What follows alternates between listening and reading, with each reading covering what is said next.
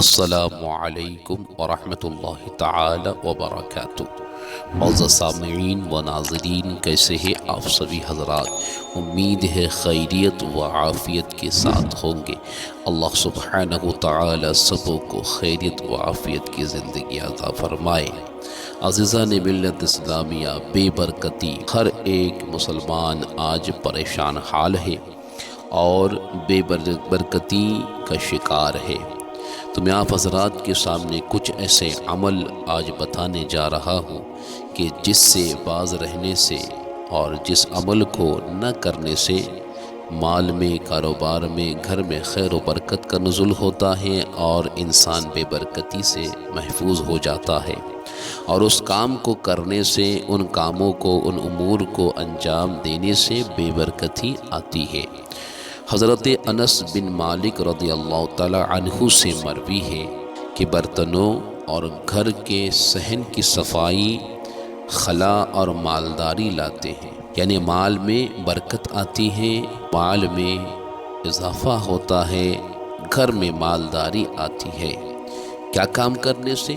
برتنوں کو کھانے کے بعد صاف کرنے سے اور اپنے صحن کو، گھر کے صحن کو صاف کرنے سے۔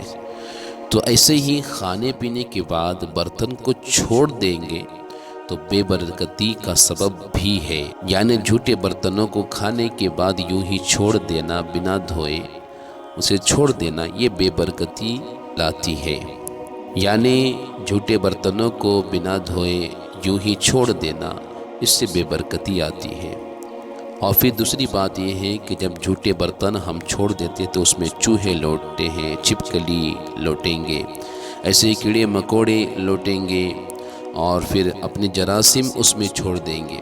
اس لیے برتن دھو کر ڈھانک کر رکھا جائے تاکہ کاکروچ، کیڑے مکوڑے یہ اس میں نہ جانے پائے اور بیماری نہ بڑھے اور بابرکت زندگی رہے۔ ایسے ہی مکڑی کا جالا، حضرت مولا علی شیر خدا کرم اللہ وجہہ الکریم فرماتے ہیں کہ اپنے گھروں سے مکڑیوں کے جالے دور کرو، کیونکہ انہیں گھروں میں لگا ہوا چھوڑ دینا ناداری ہے، یعنی غربت اور فکر و تنگ دستی کا باعث یعنی سبب ہے۔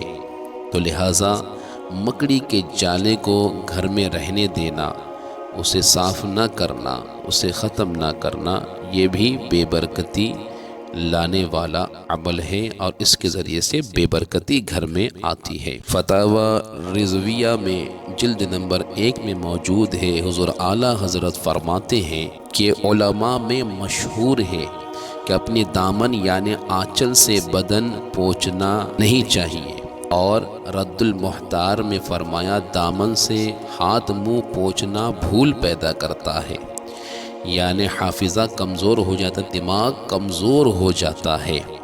تو لہٰذا اس فرمان سے بھی پتہ چلا کہ اپنے کپڑے کے دامن سے اپنا منہ پوچھنا، ہاتھ پیر پوچھنا، یہ بھی بے برکتی کا ذریعہ ہے اور اس سے بھی بے برکتی گھروں میں آتی ہے۔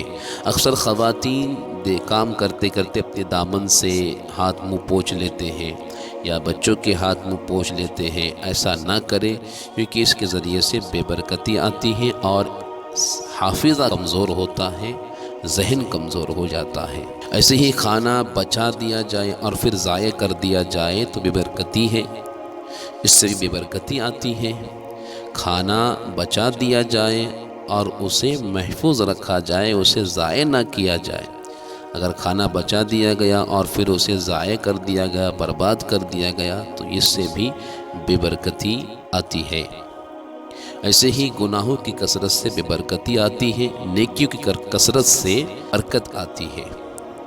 ایسے ہی پانی کھڑے رہ کر پینا، کھڑے ہو کر پانی پینا، تو یہ بھی بے برکتی لانے والا عمل ہے، کیونکہ بیٹھ کر پانی پینا سنت ہے، کھڑے ہو کر پانی پینے سے منع کیا گیا ہے، اور اس عمل سے بہت ساری بیماریاں بھی پیدا ہو جاتی ہے۔ اور ایسے ہی کھڑے کھڑے کھانے سے بھی، یعنی کھانا کھانے سے بھی کھڑے ہو کر بے برکتی آتی ہے۔ بہت جگہ پر آپ دیکھے ہوں گے بفے سسٹم ہوتا ہے اور لوگ شادی بیاہوں میں ہر جگہ پر کھڑے کھڑے ہی کھانا شروع کر دیتے ہیں، نہیں، بیٹھ کر کھانا کھانا چاہیے، یہ بھی سنت ہے بیٹھ کر کھانا کھانا۔ ایسے ہی ایک اور عمل ہے جو عام طور پر لوگوں کے اندر دیکھا جا رہا ہے، وہ کیا ہے؟ ناخن کو دانتوں سے چبانا۔ یہ بھی ایسا عمل ہے جو بے برکتی لانے والا ہے۔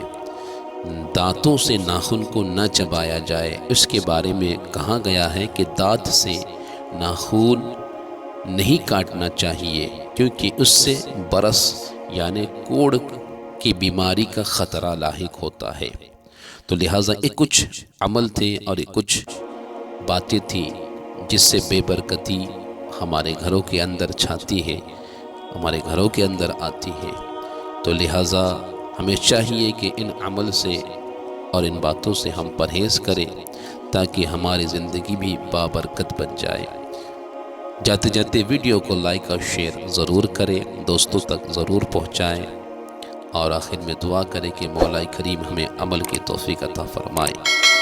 اپنی رائے ضرور پیش کریں۔ السلام علیکم ورحمۃ اللہ تعالی وبرکاتہ۔